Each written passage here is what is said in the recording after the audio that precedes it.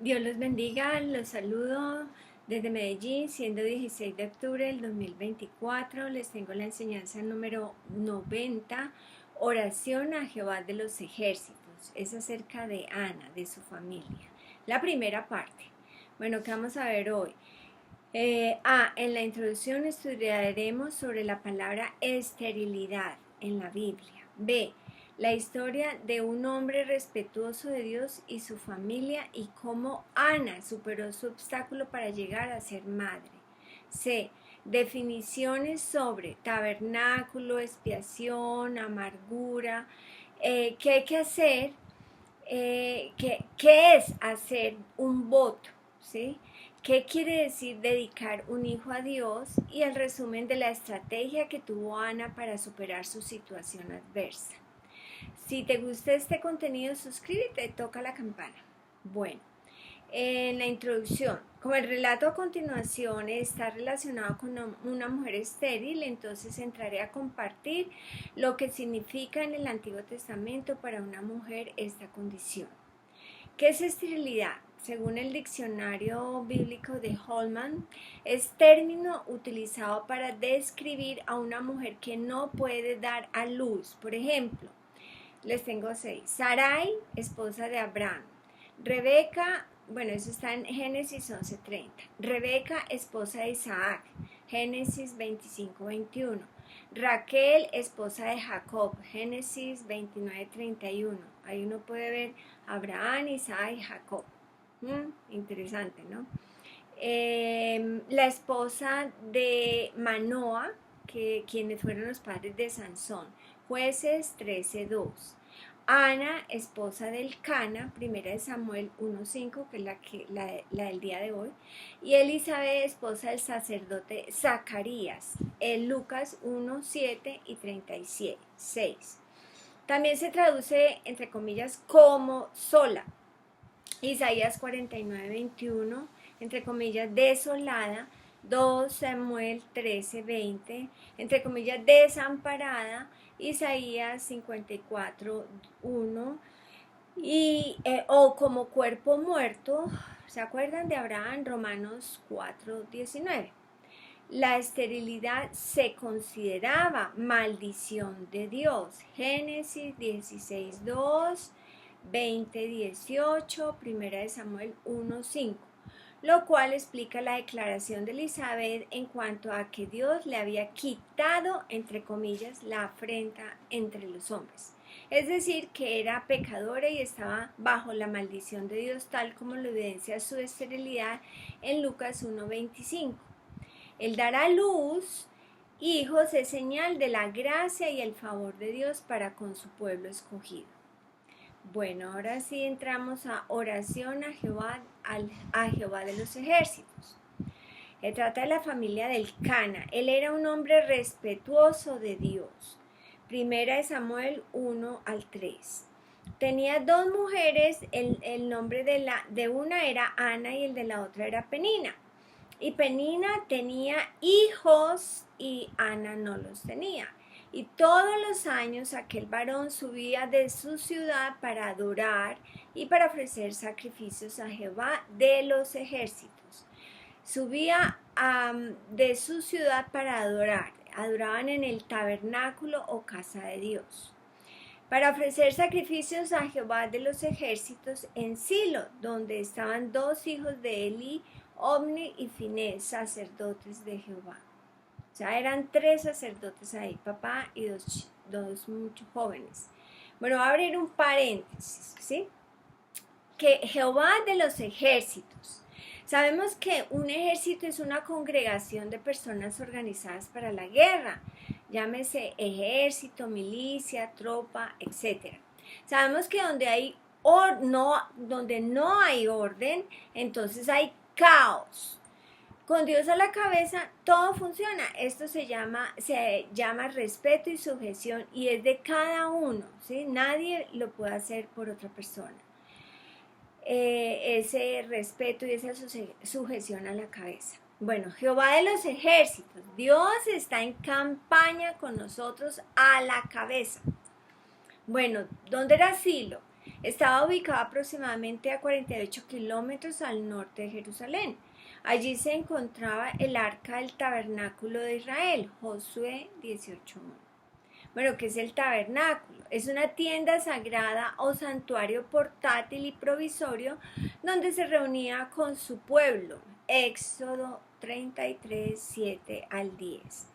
El sacerdote cumplía una función representativa al entrar al lugar santísimo el día de la expiación y realizar una ofrenda expiatoria a favor del pueblo.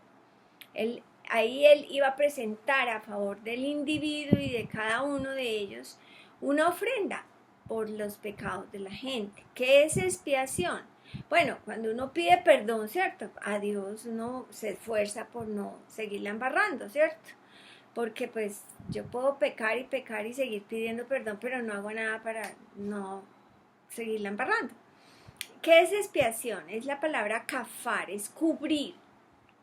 Figurado es expiar o condonar, aplacar o cancelar. Por ejemplo, anular, limpiar, perdonar, purificar, reconciliar, etc. Les tengo dos ejemplos. Un ejemplo. En Éxodo 29 del 38 al 46. Esto es lo que ofrecerás sobre el altar. 2 corderos, 2 ovejas bebecitos, ¿no? De 1 año cada día continuamente. Ofrecerás uno de los corderos por la mañana y el otro cordero ofrecerás a la caída de la tarde. Esto será el holocausto continuo por vuestras generaciones a la puerta del tabernáculo de reunión, delante de Jehová, en el cual me reuniré con vosotros para hablarlos allí. Allí me reuniré con los hijos de Israel y el lugar será santificado con mi gloria. Y santificaré el tabernáculo de reunión y el altar. Santificaré asimismo a Aarón y a sus hijos para que sean mis sacerdotes. Y habitaré entre los hijos de Israel y seré su Dios. Y conocerán que yo soy Jehová su Dios, que los saqué de la tierra de Egipto para habitar en medio de ellos. Yo, Jehová su Dios. En el 30:10. Y sobre sus cuernos hará Aarón, sacerdote, ¿cierto? Y sobre sus cuernos hará Aarón expiación, o sea, la limpieza, el perdonar, la purificación, la reconciliación. Una vez en el año con la sangre del sacrificio por el pecado para expiación.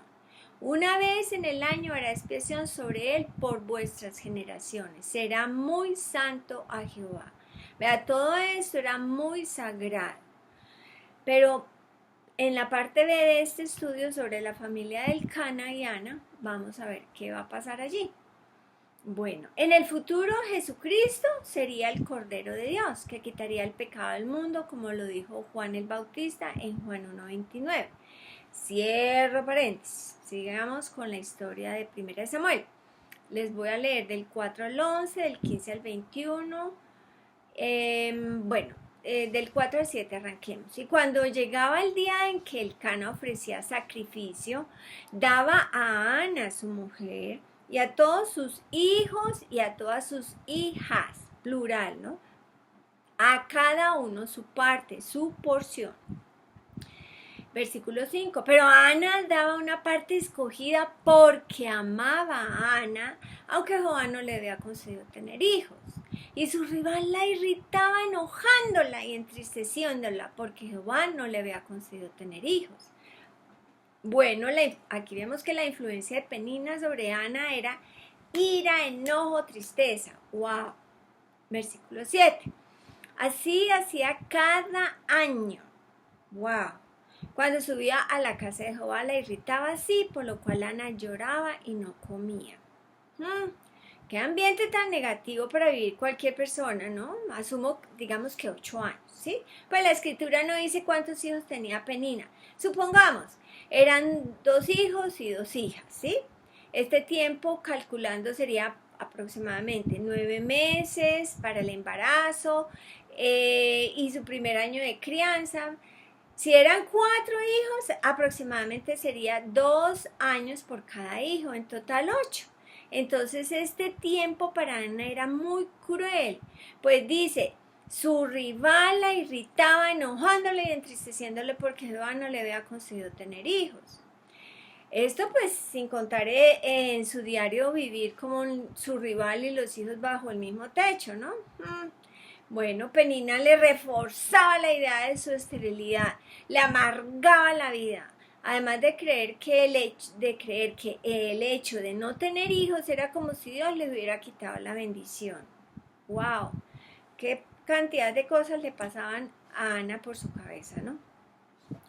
En el 1:8, y Elcana, su marido, le dijo, Ana, ¿por qué lloras? ¿Por qué no comes? ¿Y por qué está afligido tu corazón? ¿No te soy yo mejor que 10 hijos? ¡Qué chévere! Bueno, esta última palabra me hizo mi esposo cuando yo no podía quedar en embarazo. Bueno, por notar aquí hay dos cositas. Observamos que Elcana, al repartir la porción a cada uno para la ofrenda, a Ana le daba una ofrenda especial porque amaba a Ana. O sea que si Ana sufría, él sufría también. Cuando su marido le hace 4 preguntas, Ana tomó una decisión. Voy a comer y a beber porque le voy a hacer una propuesta a Dios en el tabernáculo donde había estado visitando por años, ¿sí? Bueno, del 9 al 10, y se levantó Ana después de que hubo comido y bebido en Silo, y mientras el sacerdote Elí estaba sentado en la silla junto a un pilar del templo de Jehová, ella con amargura de alma oró a Jehová y lloró abundantemente. Bueno, voy a hacer un paréntesis aquí. Cuando uno tiene amargura, uno va a Dios, porque con su ayuda nos deshacemos de todo lo que no conviene. Bueno, vamos a ver la definición de amargura en el Antiguo Testamento y en el Nuevo Testamento. En el Antiguo es el hebreo mará, es amarga, literal o figurado.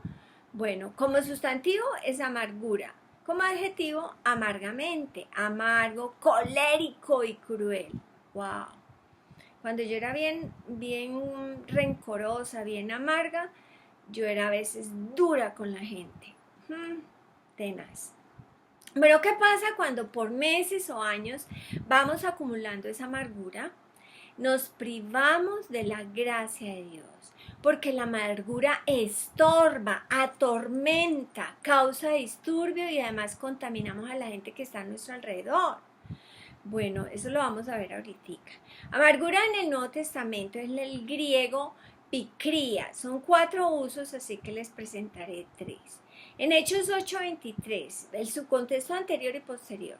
En el versículo 20 habla, entonces Pedro le dijo a Simón el mago, que este hombre había engañado al pueblo por muchos años y había renacido el Espíritu de Dios. ¿Sí ve? Dios no tiene, o sea, el que cree, recibe. Y él había recibido renacido el Espíritu Santo por la predicación de Felipe en la ciudad de Samaria. Entonces, en el versículo 20, entonces Pedro le dijo, tu dinero perezca contigo porque has pensado que el don de Dios se obtiene con dinero. No tienes tu parte ni suerte en este asunto porque tu corazón no es recto delante de Dios. Así viví yo antes de conocer la integridad de la palabra. Yo tenía muchas cosas que tenía que deshacerme y cuando fui entendiendo sobre todos estos asuntos, decidí empezar a barrer mi cabecita. Mamá me decía, ya le están lavando el cerebro. No, mamá, a mí me están enseñando cómo lavármelo todos los días. Qué bendición, porque lo tenemos que hacer de aquí hasta el último día. Entonces le dijo, no tienes tu parte ni suerte en este asunto porque tu corazón no es recto delante de Dios. Bueno, cuando nuestro corazón no es recto delante de Dios, solo hay un camino, arrepentidos y convertidos, porque necesitamos el perdón de Dios y hacer ese ajuste necesario para corregirnos, ¿sí? Eso lo podemos ver para el renacido en 1 de Juan 1, 2 y 3, esos 3 capítulos maravillosos. Bueno, por algo tendremos en las 7 epístolas la redarguición y la corrección. Bueno, en versículo 22 al 24. Arrepiéntete pues de esta tu maldad y ruega a Dios si quizás te sea perdonado el pensamiento de tu corazón. 23 al 24, porque en hiel de amargura y en prisión de maldad veo que estás. En hiel, o esa palabra bilis, es por analogía veneno. ¿Saben qué? Esa amargura es como si cuando yo cargo basura en mi mente y no perdono, entonces es como si cargara costales apestosos. Y eso me trastorna todo a mí, ¿sí? Y eso es como si yo me tomara el veneno y esperara que el otro se muriera. Vea, no necesitamos venganza para nada. Dios dice, dejad lugar a la ira de Dios, no os venguéis, ¿sí? Dios es el juez, Él es el que... nosotros no tenemos por qué estar pensando el mal. En la enseñanza del amor no guarda rencor, ¿sí? Que es no tomar en cuenta el mal. Explico un poquito de esto, sobre la bilis y el hiel de amargura. Bueno, ¿qué dijo Simón? Respondiendo Simón dijo, rogad vosotros por mí al Señor, para que nada de esto que habéis dicho venga sobre mí. Ojo, aquí vemos que la amargura es maldad, es prisión, y Dios nos llamó a libertad. Aprovechemos lo que Dios logró por nosotros por medio del sacrificio de Jesucristo. Él entregó su vida por nosotros. Vamos al segundo uso sobre la amargura. Está en Efesios 4:31. Tomaré del 30, su contexto anterior. Dice en el libro del doctor Recibiendo el Espíritu Santo, dice en el versículo 30, no ofenda o entristezca a Dios, que es Espíritu Santo, rompiendo la unidad del Espíritu, como lo indican los siguientes versículos. 31. Quítese de vosotros toda amargura, enojo, ira, gritería, maledicencia, o sea, palabras ofensivas y toda malicia. Dios no dice, ore para que se le sea quitado esa basura. Dice, hágalo. O sea, que si Dios al renacido nos entregó todas las herramientas para hacerlo, si no lo hemos podido hacer es porque seguramente no hemos tomado la decisión o porque simplemente no conocemos todos los derechos, privilegios y habilidades que Dios nos ha dado. Uno de ellos es cambiar de pensar. Nosotros tenemos más que lo que tenía Ana. Bueno, sigamos. Quítese a vosotros toda amargura, enojo, ira, gritería, maledicencia y toda malicia. Antes, vean la solución. Eso lo comparto al inicio del estudio sobre el amor agape, el amor de Dios. Antes, sed benignos unos con otros, misericordiosos, perdonándoos unos a otros como Dios también nos perdonó a vosotros en Cristo. Vea, el perdón está involucrado acá. 5 del 1 al 2. Sed pues imitadores de Dios como hijos amados y andad en amor como también Cristo nos amó y se entregó a sí mismo por vosotros, ofrenda y sacrificio a Dios en olor fragante. Dios nos pone un estándar alto, pues somos sus hijos amados. Por eso imitamos la bondad de Dios que guía al hombre al arrepentimiento. Andamos en amor como lo hizo Cristo. Somos olor fragante cuando nos mantenemos renovando la mente a la palabra de Dios. Bueno, el tercer uso sobre la amargura está en Hebreos 11:15. Voy a leerles del versículo 14. Seguid la paz con todos y la santidad sin la cual nadie verá a Dios, verá al Señor. Dice seguir, esa palabra seguir es perseguir, ir a la casa. Bueno, ¿cómo va uno a la casa? Insistentemente, ¿sí? O sea, perseguimos esa paz para con todos. Entonces, por eso tenemos que cerrar puertas, dejar cualquier animosidad que tengamos con nuestro hermano y seguir adelante pensando lo mejor. Mirad bien, ahora sí en el 15, mirad bien, o sea, seguir la paz con todos y la santidad sin la cual nadie verá a Dios. Mirad bien, no sea que alguno deje de alcanzar la gracia de Dios, que brotando a raíz de amargura os estorbe y por ella muchos sean contaminados.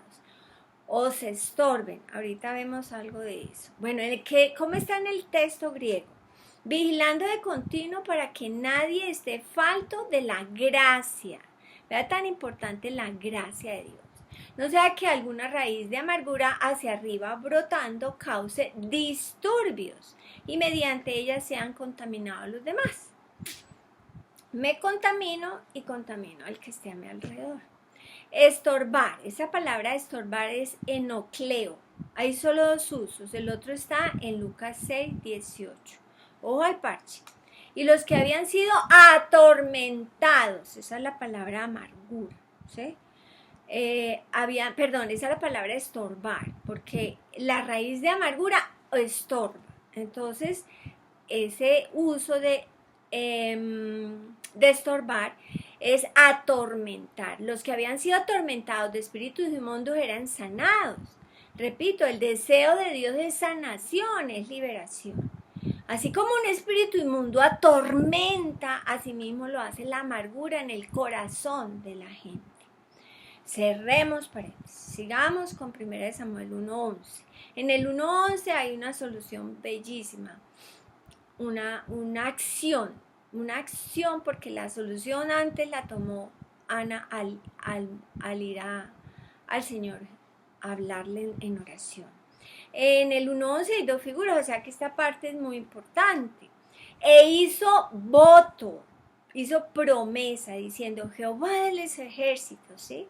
Vea, ella también creía en el Dios en el Jehová de los ejércitos. ¿Y cuál fue la promesa? Si te dignares a mirar a la aflicción de tu sierva y te acordares de mí y no te olvidares de tu sierva, ahí es redundancia de palabras, está recalcando Dios esta porción, sino que dieres a tu sierva un hijo varón, yo lo dedicaré a Jehová todos los días de su vida y no pasará navaja sobre su cabeza. No va a dejar que se le, eso quiere decir dejar que se le crezca el cabello. La cabeza del niño, del joven y del adulto va a ser consagrada de por vida. Bueno, abro paréntesis. En Eclesiastés 5, capítulo 5, del 4 al 6. Cuando a Dios haces promesa, no tardes en cumplirla, porque Él no se complace en los insensatos. Cumple lo que prometes. Mejor es que no prometas, sino que prometas y no cumplas. Bueno, que la palabra voto es promesa, pero les tengo un ejemplo y está en Génesis 28:20, el contexto anterior y posterior. Isaac lo bendice a Jacob y lo envía lejos a la tierra de Padán Aram. Ustedes pueden ver al final de la Biblia, ahí están los viajes de Abraham, buenísimo. Isaac envió a su hijo a Padán Aram para que tome mujer de las hijas de Labán, hermano de Rebeca, madre de Jacob y Esaú. Ya vimos esto en la enseñanza, cómo superó, no me acuerdo ni eso. Bueno, llegó a Padán Aram, sí, como José superó su adversidad. Aquí es Jacob, el padre de José. A Padán Aram fue a donde años atrás Abraham había enviado a su siervo a buscar esposa a Isaac. Génesis 24, del 1 al 9. Bueno, entonces Jacob, este es el contexto de Jacob en el 28:20. Jacob en el camino en el camino Dios se le aparece a Jacob y le hace la promesa que le hizo a su abuelo Abraham y a su padre Isaac, y además le dice, 28 del 15 al 16, aquí yo estoy contigo y te guardaré por donde quiera que fueres y volveré a traerte a esta tierra, porque no te dejaré hasta que haya hecho lo que te he dicho. Y despertó Jacob de su sueño y dijo, ciertamente Jehová está en este lugar y yo no lo sabía. Ahora sí vamos al versículo 20, que es también una figura, es un resaltador de Dios. E hizo Jacob voto diciendo, si fuere Dios conmigo y me guardaré este viaje en que voy y me diera pan para comer y vestido para vestir. 21, y si volviera en paz a casa de mi padre, Jehová será mi Dios. Versículo 22, que él es el resaltador. o la figura.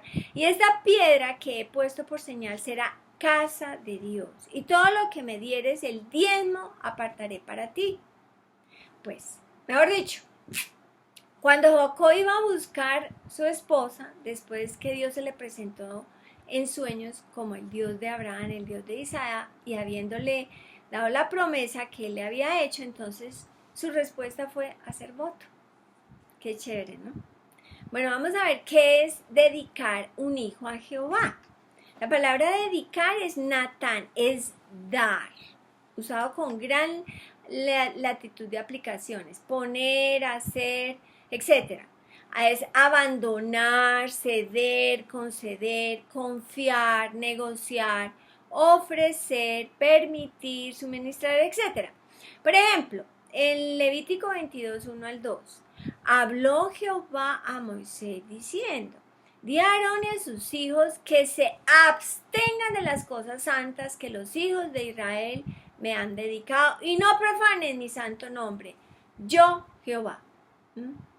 Bueno, el hijo de Ana le estaba pidiendo a Dios, el hijo que Ana le estaba pidiendo a Dios, ella lo criaría con la idea de devolverlo para que estuviera al servicio de Dios. Cuando uno ora a Dios, no ha de estar más triste. Dios es fiel y si uno hace nuestra parte, si cada uno hace su parte, no tiene por qué estar más triste, porque Dios siempre cumple, ¿cierto? La pregunta sería para nosotros: ¿cumpliremos nuestra parte? Porque hay veces que uno está en un trancón horrible, tiene una crisis, una situación de demanda, una situación negra, gris, etcétera, y uno, Diosito, te prometo que si me sacas de esta, yo me pongo las pilas contigo. Y Dios lo saca y no se puso las pilas con Dios. Pero entonces uno está ahí al acecho, expuesto para que el diablo haga 8 panoches. ¿Y por qué? Seamos aplicados como en el colegio. Cuando hacíamos las cosas correctamente nos iba bien, y cuando no, nos iba mal. ¿Para qué? ¿Para qué buscamos el mal? No. Somos los hijos de Dios. Buscamos lo excelso. 1 Samuel 1:10. Y ella con amargura de alma oró a Jehová y lloró abundantemente e hizo voto. ¿Sí? E hizo voto. En el versículo 12 al 15, entonces el sacerdote Elí le llamó la atención pensando que ella estaba borracha, que estaba ebria. Versículo 15. Ahí hay una figura. Y Ana le respondió diciendo: no, Señor mío, yo soy una mujer atribulada de espíritu, no he bebido ni vino ni sidra, sino que he derramado mi alma delante de Jehová. ¿Sí? Esa figura es: he puesto a Jehová mis deseos y mis aspiraciones. Versículo 16 al 21. No tengas a tu sierva por una mujer impía, porque por la magnitud de mis congojas y de mi aflicción he hablado hasta ahora. Congojas, lamentos, quejas. Nosotros tenemos quejas, pero ¿por qué no ir más bien a Dios y hablarle a Él y ya? No a quejársele a todo el mundo, no. Es mi relación con el Padre para que el resto funcione. De mi aflicción, de mi dolor, de mi tristeza. Ella estaba sufriendo mucho todos estos años. ¿Sí? Elí respondió y dijo: ve en paz y el Dios de Israel te otorgue la petición que le has hecho. Y ella dijo: halle tu sierva gracia, otra vez, delante de tus ojos. Y se fue la mujer por su camino y comió y no estuvo más triste. El versículo 19, que también hay una figura. Y levantándose de mañana adoraron delante de Jehová y volvieron y fueron a su casa en Ramá. Y el Cana se llegó a su mujer, a Ana su mujer, y Jehová se acordó de ella. ¿Sí? ¿Se acuerdan la figura en el versículo 1? Redundancia de palabras. Bueno, aquí está la respuesta de Dios, indicando que escuchó la oración de Ana y le concedió lo que había pedido. Vamos al versículo 20 y 21. Aconteció que al cumplirse el tiempo, después de haber concedido a Ana, dio a luz un hijo y le puso su nombre Samuel, diciendo: por cuanto lo pedía a Jehová. Versículo 21. Después subió el varón Elcana con toda su familia para ofrecer a Jehová el sacrificio acostumbrado y su voto. Pero en esta ocasión no los acompañó Ana, sino que le dijo a Elcana que subiría cuando su hijo fuera destetado. Bueno, nosotros no sabemos cuánto tiempo pasó, si fue 1 año, 2 años, 3 años, mientras lo destetó, para llevarlo y ser presentado delante de Jehová y se quede allá para siempre. Eso fue lo que le respondió. Lo que hizo Ana fue buscar a Jehová, ¿cierto? Como dicen Salmos 34, 7 y 17. Busqué a Jehová y él me oyó y me libró de todos mis temores. En el 17, claman los justos y Jehová oye y los libra de todas sus angustias. ¡Qué bendición! Libertad fue lo que logró Jesucristo para nosotros. Él se llevó todos nuestros pecados, enfermedades y dolencias. No tenemos por qué estar preocupados ni llenos de ansiedad. Y si es así, ahorita lo vamos a ver. En el 24 al 28. Después que lo hubo destetado, lo llevó consigo con 3 becerros, una efa de harina y una vasija de vino, y lo trajo a la casa de Jehová en Silo. Allá era la casa de Jehová en Silo. Y el niño era pequeño, o sea, era de tierna edad, no dice la edad. Y tomando el becerro trajeron al niño a Elí. Y ella dijo, oh Señor mío, vive tu alma, Señor mío. Yo soy aquella mujer que estuvo aquí junto a ti orando a Jehová. Ven, qué bendición. Versículo 27 al 28. Ahí hay 2 figuras. Por este niño oraba y Jehová me dio lo que le pedí. Yo lo dedico también a Jehová. Todos los días que viva será de Jehová. Y adoró allí a Jehová. La figura es, me dio lo que le pedí. Bueno, entonces Ana ora de nuevo exaltando a Dios. Vamos al capítulo 2, del 1 al 3 y al final el 10. Mi corazón se regocija en Jehová, mi poder se exalta en Jehová. Mi boca se ensanchó sobre mis enemigos por cuanto me alegré en tu salvación. No hay santo como Jehová, porque no hay ninguno fuera de ti y no hay refugio como el Dios nuestro. Versículo 3. No multipliquéis palabras de grandeza y altanería. Aquí hay una figura, pero en el texto se repite la palabra 2 veces, altanería. Equivale aquí a un superlativo. Cesen las palabras arrogantes de vuestra boca, porque el Dios de todo saber es Jehová, y a él toca el pesar las acciones. Tarde o temprano le damos las cuentas a Dios. Entonces cuidemos nuestras palabras. Versículo 10. Delante de Jehová serán quebrantados sus adversarios y sobre ellos tronará desde los cielos. Jehová juzgará los confines de la tierra, dará poder a su rey y exaltará el poder de su ungido. Bueno, ¿cuál fue la estrategia de Ana? Yo lo resumo en 4. 1. Se humilló ante la poderosa mano de Dios. 2. Echó toda su ansiedad, su amargura, etcétera, sobre él, porque él, como Jehová de los ejércitos, está a la cabeza y él podía suplir su necesidad. No nos olvide, Jehová de los ejércitos. Bueno, 3. Su oración fue específica y además se comprometió con Dios a entrenar a su hijo Samuel en los asuntos espirituales. Todo esto se parece a 1 Pedro 5, del 6 al 11. O a Filipenses, cuando estemos ansiosos vamos a en oración, pero ¿qué tenemos que enfatizar? Bueno, Filipenses 4, del 6 al 9, pueden verlo. Y 4, ¿qué hizo ella? Alabar a Dios por los favores recibidos. Bueno, una sugerencia para que escuchen algunas enseñanzas que yo compartí. ¿Quieres amar la vida y ver días buenos? Refrene su lengua del mal. Otra es cuidando la doctrina y el corazón, porque el que cree todo le es posible. Otra es la número 75, arrepentidos y convertidos. Otra es si me humillo ante Dios, Él me exaltará. La otra es la número 88, cómo José superó sus dificultades. Pues si quieren ir allá.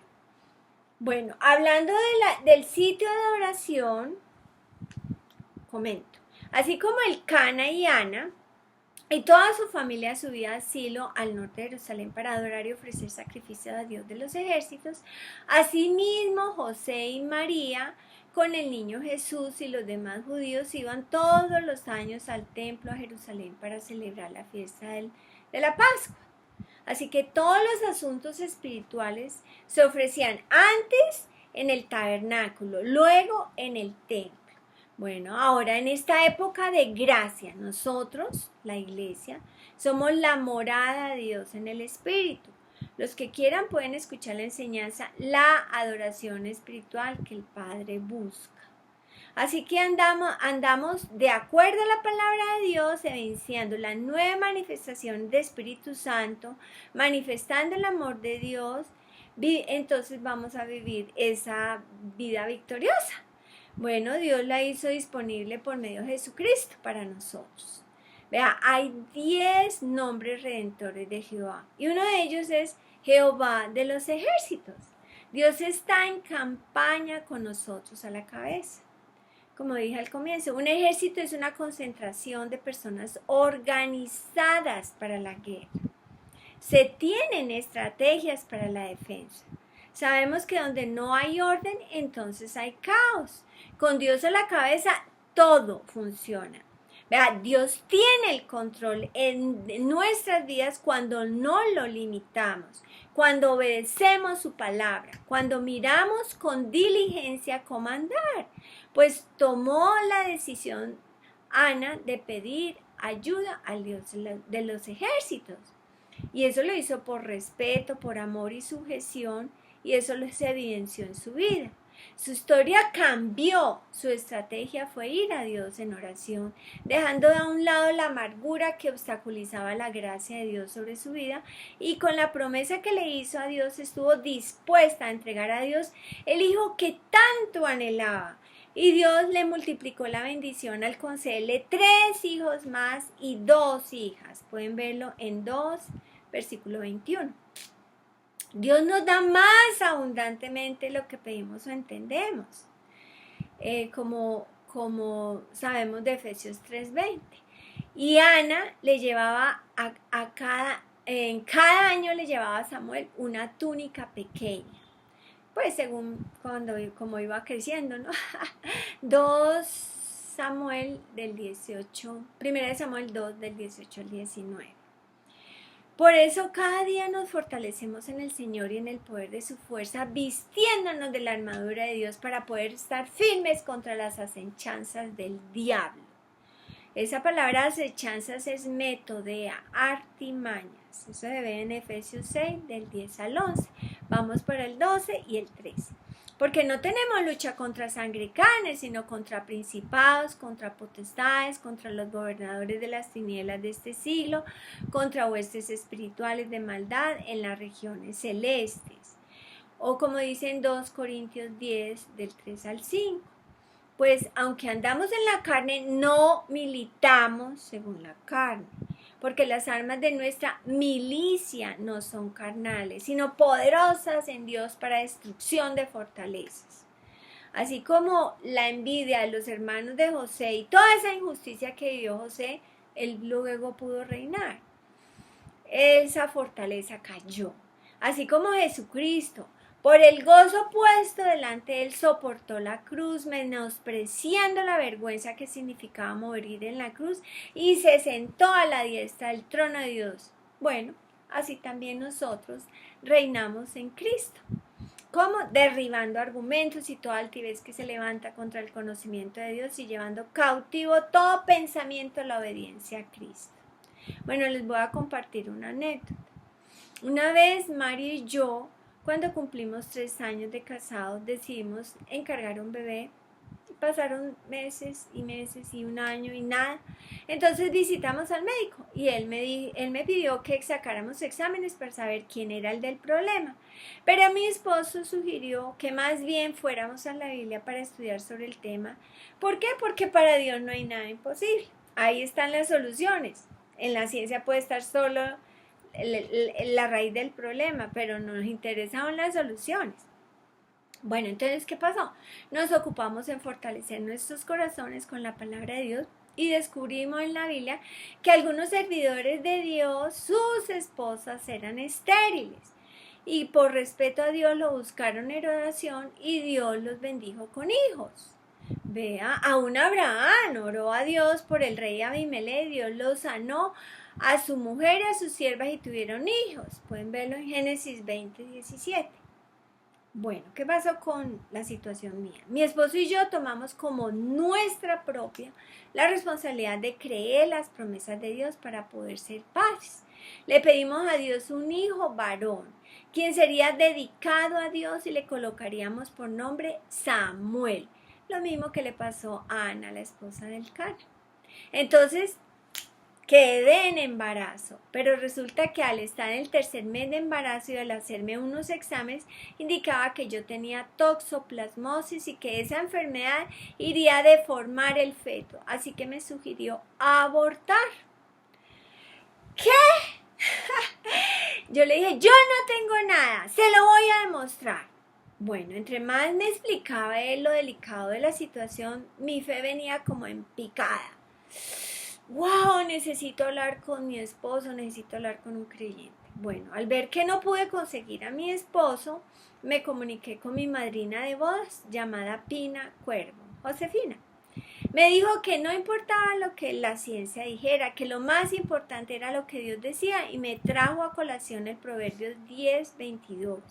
Y además añadió, así que todo lo que tú y tu bebé y todos los que vengan en camino necesiten, Dios suplirá cualquier necesidad, pues Dios es fiel en sus promesas. Hebreos 11:11. Ese versículo y muchos otros me ayudaron tremendamente.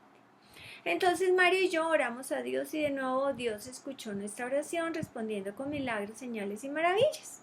Los nuevos exámenes mostraron que mi cuerpo había tenido contacto con el virus y que lo había rechazado. Mi hijo Pablo Samuel nació sano y además Dios nos añadió un segundo hijo, Juan Mario. Hoy día, octubre del 2024, ellos tienen 33 y 32 años respectivamente. Una cosa que hice en ese proceso para no quitar mis ojos de Jesús fue hacer una lista de las palabras de Jesús en el Evangelio de Juan y también una lista de las promesas de Dios y con frecuencia los repasaba. Así que eso puede ser también otra estrategia. Esperen la segunda parte de la historia de la familia de Ana. Hablaremos de Samuel, su hijo. Bendiciones.